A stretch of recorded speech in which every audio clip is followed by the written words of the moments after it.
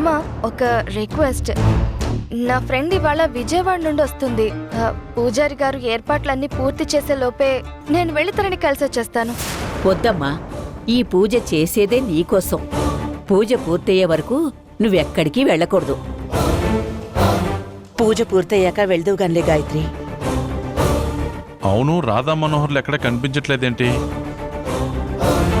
ఈ పూజలో ఉండాల్సింది ముఖ్యంగా మన కుటుంబం మాత్రమే. వాళ్ళు లేకపోయినా ఏం పర్వాలేదులే. ఈ ముసలి దాని వల్ల నేను బయటకు వెళ్ళలేకపోతున్నాను. ఈ రాధా మనోహర్లని ఎలా ఆపాలి? అదిగో అక్కాబావ వచ్చేశారు.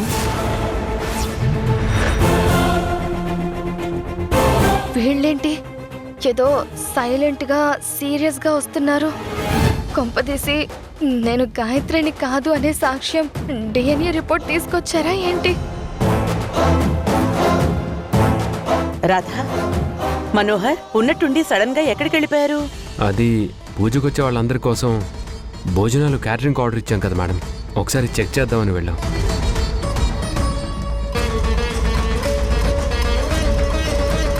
గుడ్, మంచి పని చేశారు. భోజనాలు టైంకి వచ్చేస్తాయి కదా? వచ్చేస్తాయి సార్.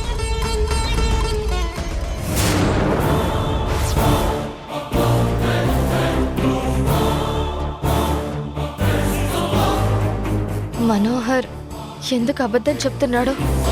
పూజ మధ్యలో డిస్టర్బ్ చేస్తే బాగోదని పూజ పూర్తయ్యాక అసలు నిజం బయట పెడతారా?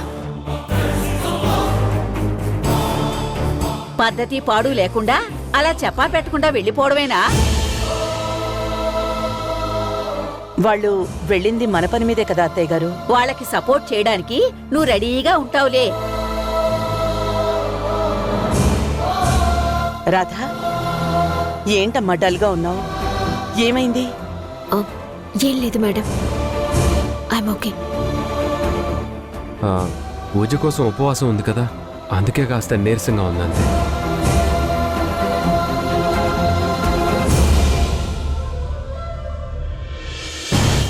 రాధేమో డల్గా ఉంది, గాయత్రిని చూస్తే టెన్షన్ పడిపోతోంది. సరిపోయింది.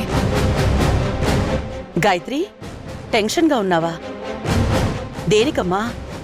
అమ్మా అది అమ్మవారి పూజ శ్రద్ధగా చెయ్యాలని అమ్మ నొక్కి మరీ చెప్పింది కదా. తనకిలాంటి అలవాటు ఉండదు. ఎందుకలా అయి ఉంటుందని టెన్షన్ పడుతున్నట్టుంది. అవునా? పిచ్చి పిల్ల, నీకెందుకమ్మా భయం? నేనున్నాను కదా, దగ్గరుండి నీ చేత అన్నీ సక్రమంగా జరిపిస్తాను. సరే నానమ్మా. సీతారత్నం గారు, పూజారి గారు, ఏర్పాట్లన్నీ పూర్తయినట్టేనా? అన్నీ పూర్తయ్యాయమ్మా. అమ్మవారి ప్రతిష్టాపన జరిగింది. నైవేద్యం వండడానికి కట్టెల పొయ్యిని కూడా సిద్ధం చేశాను. ఇంకో 10 నిమిషాల్లో అమృత ఘడియలు మొదలవుతాయి. మీరంతా వస్తే పూజ ప్రారంభిద్దాం. అలాగే, మేమంతా సిద్ధంగా ఉన్నాం పూజారి గారు. ఇంట్లో పూజ కూడా అయిపోయింది. శుభం. అయితే మీరందరూ అమ్మవారి దగ్గరికి రండి. అలాగే రండి. పదండర్రా. రమరమ్మ గారు ఫోన్ చేస్తున్నారు. నానమ్మ, నా ఫ్రెండ్ ఫోన్ చేస్తోంది. అదే విజయవాడ నుండి వస్తుంది అని చెప్పాను కదా, తనతో మాట్లాడి నేను ఇవాళ తనని కలవడం కుదరదు అని చెప్పేసి వస్తాను. మీరందరూ పదండి. సరే సరే, అమృత గడియలు మొదలవక ముందే తొందరగా మాట్లాడేసిరా. సరే నానమ్మ. అలాగే, పదండి పద. పదండి.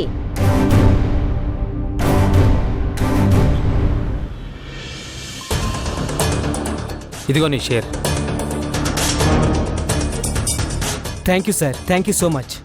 థ్యాంక్స్ ఎందుకు చందు, ఇట్స్ ఎ డీల్ కదా. భ్రమరాంబ గారు అడిగిన ఫేవర్ చేశాం, కమిషన్ తీసుకున్నాం, అంతే. అంతే అనుకోండి. నాకు చిన్న డౌట్ డాక్టర్. ఏంటది? భ్రమరాంబ గారు రిపోర్ట్స్ నెగిటివ్గా వస్తాయని, కానీ పాజిటివ్ అని DNA మ్యాచ్ చెందని చెప్పమన్నారుగా. అవును, కానీ ఆవిడ అనుకున్నట్టు కాకుండా నిజంగానే DNA మ్యాచ్ అయింది కదా. మరి మనతో ఎందుకు డీల్ మాట్లాడారు? అసలు ఆవిడ నెగిటివ్గా వస్తుందని ఎలా అనుకున్నారు? అంటే వాళ్ళిద్దరూ మదర్ డాటర్ కాదని ఆవిడకి తెలుసా? చందు, పెద్దవాళ్ళిళ్లలో మనకు అర్థం కాని లొసుగులు చాలానే ఉంటాయి. వాటితో మనకు అనవసరం. ఆవిడ ఏమైనా ఎక్స్పెక్ట్ చేయని చేయకపోని, మనమైతే అసలు విషయం చెప్పేశాం. మనకు రావాల్సిన కమిషన్ వచ్చేసింది. That's it. ఎందుకు ఏమిటి ఎలా అనే గోల మనకెందుకు? Enjoy. Your right sir. First అసలు ఈ డీల్ని ఒప్పుకోవు అనుకున్నాను. మీ ఫ్రెండ్కి అబద్ధం చెప్పవు అనుకున్నా. లక్షల కళ ముందు కనిపిస్తుంటే ఫ్రెండ్షిప్ని ఎవరు లెక్క పెడతారండి? దట్ నేను అబద్ధం చెప్పాలనుకున్నా, లక్కీగా అదే నిజమైంది. సో ఫ్రెండ్ని మోసం చేసిన గిల్ట్ కూడా నాకు లేదు. అసాధ్యుడి చందు. కానీ డిఎన్ఏ మ్యాచ్ కాదని మా ఫ్రెండ్ కూడా అనుమానించాడు. బ్రహ్మరాంబ గారు కూడా అదే ఎక్స్పెక్ట్ చేశారు. విచిత్రంగా ఎలా మ్యాచ్ అయిందో మాత్రం సర్ప్రైజింగ్గా ఉంది.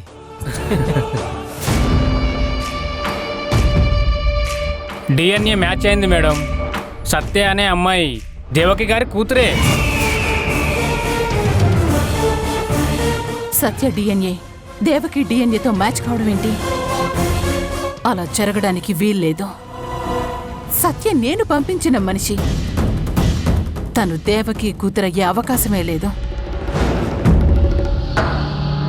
తను కానాదా? మరి రిపోర్ట్స్ ఎలా మ్యాచ్ అయ్యాయి? అంటే సత్య నిజంగానే దేవకి కూతురా? నాటకం ఆడిస్తున్నాననుకుని నేను నిజంగానే దేవకి కూతుర్ని దేవకి దగ్గరికి పంపించానా? ఏదేవైనా సరే ఈ విషయం సత్యకి తెలియకూడదు. ఒకవేళ నిజం తెలిస్తే సత్య నా గ్రిప్లో ఉండదు. నేను చెప్పినట్లు చెయ్యదు. తను సొంత కూతురు కాదు అనే భ్రమలోనే సత్యం నుంచాలి.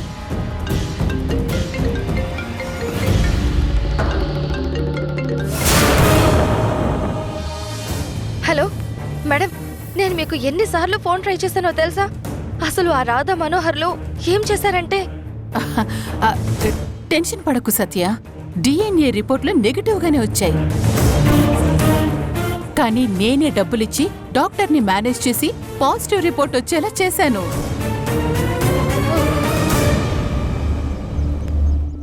అవును, వాళ్ళు డిఎన్ఏ టెస్ట్కి వెళ్లారని మీకెలా తెలుసు మేడం?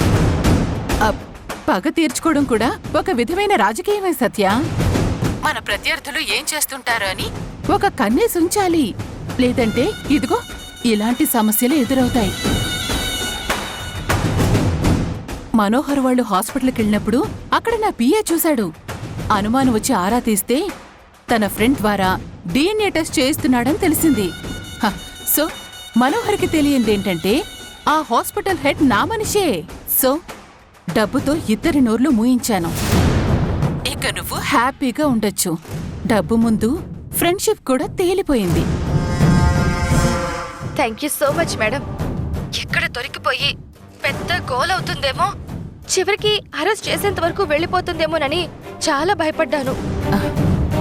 నేనుండగా విషయం అంత దూరం ఎలా రాణిస్తాను సత్య? కూల్, రిలాక్స్ అవ్వు. కలిసి మాట్లాడుకుందాంలే. అమ్మా గాయత్రి, త్వరగా రా అమ్మా. వస్తున్నానమ్మా. Bye bye madam. బాయ్.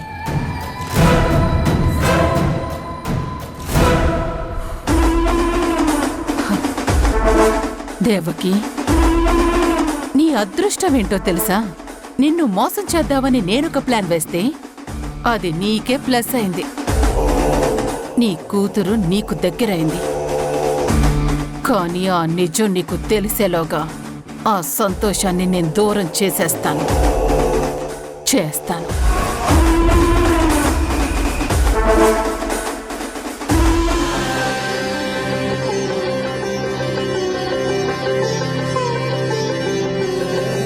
ఓం శ్రీమన్మహాగణాధిపతయ నమః.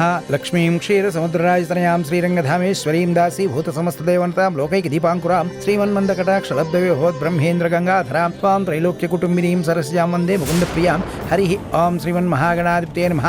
మహాలక్ష్మీదేవతాభ్యో నమో నమః. అక్షతాన్ సమర్పయామి, ప్రార్థన నమస్కారాన్ సమర్పయామి. హరి ఓం. కాసేపటి ముందు వరకు కూడా సత్య ఏదో టెన్షన్ గా భయంగా కనిపించింది.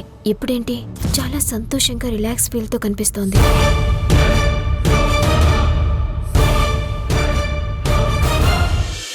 సీతారత్నం గారు, మీ మనవరాల్ని అక్కడ ఏర్పాటు చేసిన కట్టెల పొయ్యి దగ్గర అమ్మవారికి నైవేద్యం వండమని చెప్పండి. అది పూర్తయ్యేలోపు నేను మీ కొడుకు కోడల చేత కుంకుమార్చన చేయిస్తాను. అలాగే పంతులు గారు. అమ్మా గాయత్రి, పద, నేను దగ్గరుండి నీ చేత నైవేద్యం చేయిస్తాను. దేవకి మీరు కుంకుమార్చన చేస్తూ ఉండండి. సరే అత్తయ్య గారు. రామ్మా గాయత్రి. అమ్మ రాధా, మీకు కూడా కొత్తగా పెళ్ళయింది కదా, నువ్వు కూడా అమ్మవారికి నైవేద్యం వండి సమర్పించు. అంతా మంచి జరుగుతుంది. అలాగే మేడం. దేవకి నువ్వు ఎప్పటికీ మారవా? ఇక్కడ జరగాల్సింది నా మనవరాలు చేయాల్సిన పూజ.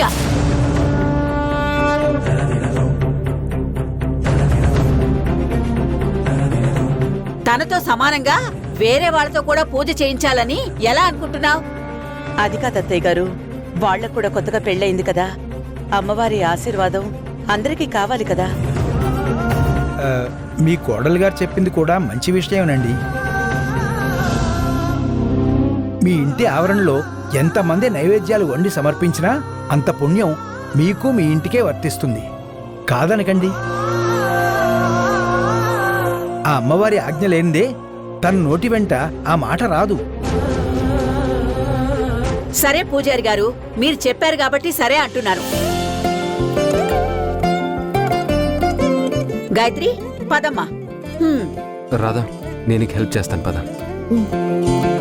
అయ్యా మీరు కూర్చోండి. అన్ని రెడీ చేసావా? చేశానం గారు. అమ్మా గాయత్రి, పొయ్యికి నమస్కారం పెట్టి అంత కర్పూరం వేసి పొయ్యి వెలిగించమ్మా.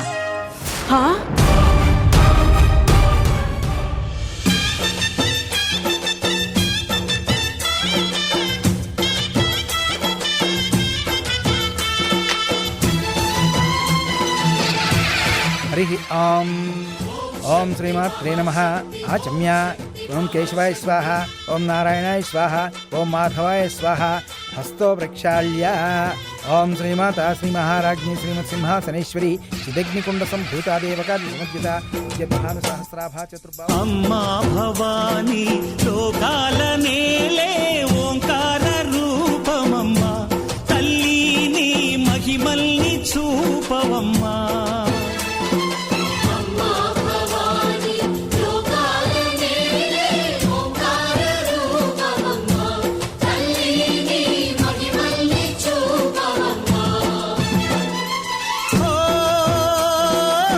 సృష్టికే దీపమా, శక్తికే మూలమా, సింహరథమే నీదమ్మా. అమ్మ దుర్గమ్మ భక్తులను దీవించుమా.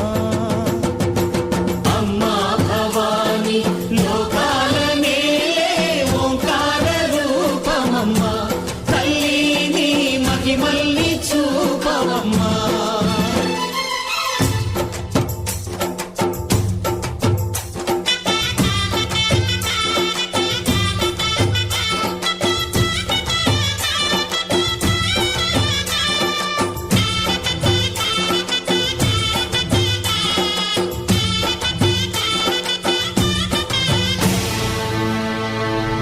రాధా, నా నిజాన్ని బయటపెట్టి నన్ను ఈ ఇంటికి ఆస్తికి దూరం చేయాలని ప్లాన్ చేశావు కదూ. నిన్ను ఊరికే వదిలిపెట్టను. ఈ అమ్మవారి పూజలోనే నిన్ను ఈ ఇంటి నుండి గెంటించేస్తాను. బయటికి వెళ్ళినా కూడా నీకు బ్రతుకే లేకుండా చేస్తాను. అయ్యో అమ్మ గాయత్రి, చూసుకోమ్మా, మాడిపోతున్నట్టుంది. నెమ్మదిగా నెమ్మదిగా. సారీ నానమ్మా, మనందరికీ మంచి జరగాలని మొక్కుకుంటూ పరధ్యానంలో ఉండిపోయాను. పోనీలేమ్మా, ఆ కుండకి వేపాకులు కట్టి పసుపు కుంకుమ పెట్టు. అమ్మవారికి నైవేద్యం సమర్పిద్దాం.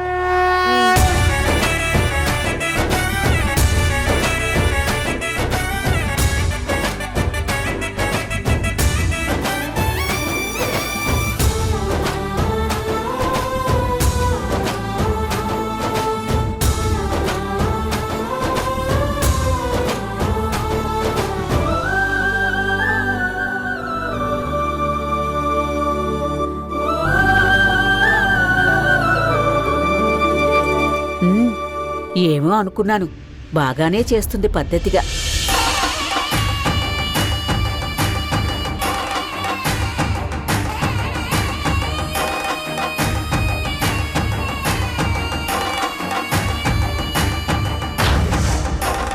గాయత్రి, అమ్మవారికి నమస్కారం చేసుకోమ్మా. ఆ, ఇదిగోమ్మా, జాగ్రత్తమ్మా.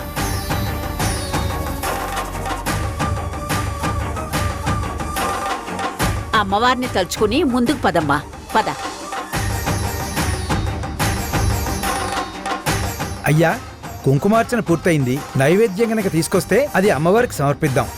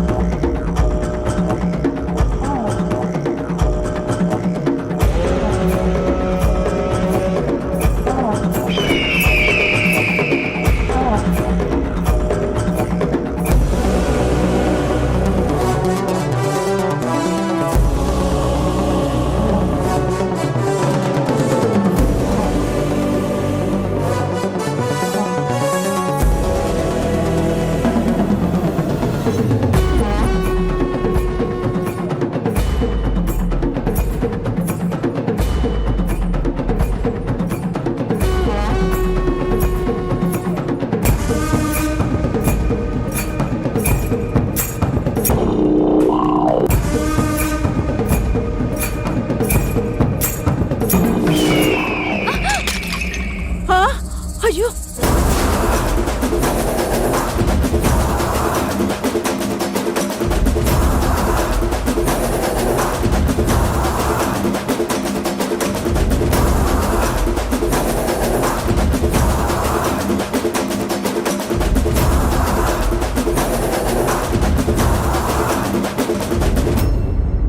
ఏంటి రాధా, చూసుకుని నడవచ్చు కదా. ఎంత పని చేసావే? కళ్ళు నెత్తి మీద పెట్టుకుని నడుస్తున్నావా, లేక నా మనవరాల మీద అసూయతో ఇలా చేసావా? అమ్మవారికి సమర్పించాల్సిన బోనం నీ కారణంగా నేలపాలైపోయింది కదే.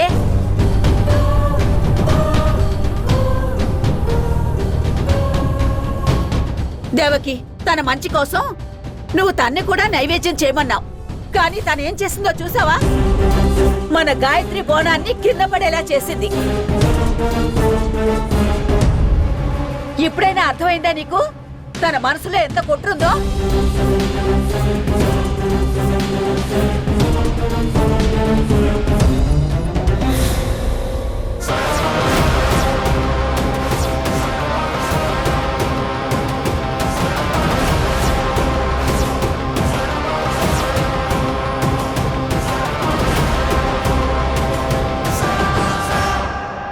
బామ్మగారు, నేను కావాలని చేయలేదండి. తలపైన బోనం ఉండటంతో కిందకి చూసుకోలేదు. ఎంత చూసుకోకపోతే మాత్రం పక్కనే నడిచి తనకు తగిలేలా ఎందుకు నడవటం? గాయత్రి కంటే ముందే బోనం సమర్పిస్తే పుణ్యమంతా ఆవిడికే వస్తుందని ఆశ. లేదండి, నేను చూసుకోలేదు. నువ్వు పక్కనే వస్తుంటే నా మనవరాలు ముందుకెళ్లకుండా ఆపి కావాలని తన బోనాన్ని పడిపోయేలా చేసుకుందా? బుద్ధుండే మాట్లాడుతున్నావా? లేదండి, నిజంగా నేను చూసుకోలేదు. అమ్మా, ప్రశాంతంగా జరగాల్సిన పూజలో గొడవలు పడకండి అమ్మా. ఇంకెక్కడ ప్రశాంతతరా? 20 ఏళ్ల క్రితం ఇలాగే బోనం నేల జారి అమ్మవారికి సమర్పించలేకపోయాం.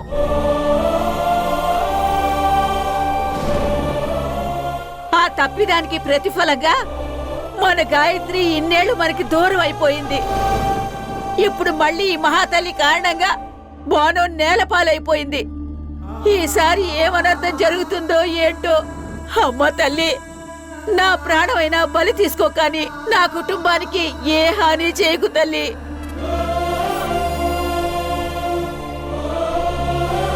బామ్మగారు, అలా అనకండి. నిజంగా నేను పొరపాటు చేసుంటే ఆ శిక్షేదో అమ్మవారు నాకు వేధిస్తే సంతోషంగా భరిస్తాను. అబ్బో, బయలుదేరిందండి త్యాగశీలి. నువ్వు చేసింది చాలు తల్లి. నువ్వు నిజంగా మాకేదైనా మేలు చెయ్యాలనుకుంటే మా కంటికి కనపడకుండా దూరంగా వెళ్ళిపో.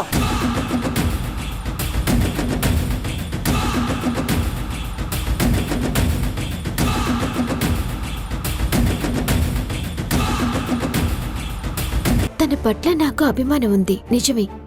కానీ సత్య పట్ల అనుమానపడ్డానికి కూడా కారణాలున్నాయి కదా. అందుకే కదా డిఎన్ఏ టెస్ట్ చేయించింది. అందులో పాజిటివ్ అనే వచ్చింది. మరి సత్య గాయత్రి అని నమ్మడానికి ఏంటి మీ ఆలోచన? అసలు నువ్వు సత్య గదిలోంచి తీసుకొచ్చిన హెయిర్ శాంపిల్స్ కరెక్టేనా? ఐ మీన్ అవి సత్యవేనా? మీరు దేవకి మేడం కన్న కూతురు కదా, అందుకే మ్యాచ్ అయింది.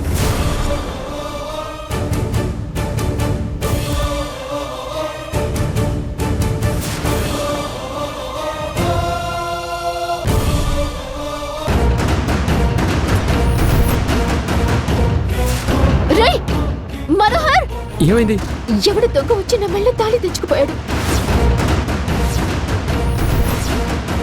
తాళి లేకుండా పోసి మెడుతూ ఉండడం మంచిది కాదు కదా.